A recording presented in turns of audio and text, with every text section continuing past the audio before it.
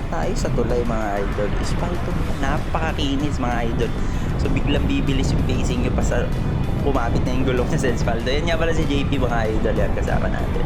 Nakatrack na bike. Ito naman, tamang tutok lang tayo dito. Naghihintay lang ako sa Signal Haven habang nag-uubog sila sa unahan.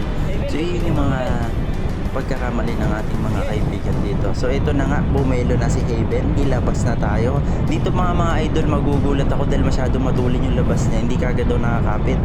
So yan na, kita nyo naman si Ay, talagang gusto kong talunin at tuhugin, gawing fishball mga idol, pero hindi natin nahayaan yan. Bibigay natin ang bibigay. Kung makikita nyo mga idol, masyadong malayo yung tuto ko na yan. Pagka ganyan mga tutukan mga idol, idikit nyo pa. Sa akin kasi hindi ko maidikit dahil na masyadong malakas yung biga ni Haven. So yun na nga, pinapalit na ako ni Haven at itutuloy ko na hanggang finish na. Tignan natin kung matutuloy natin. Tatahimik na lang tayo mga idol.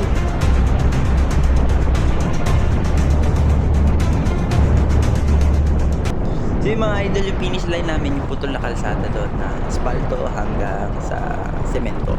So yan yung Petron, dyan nagkikita.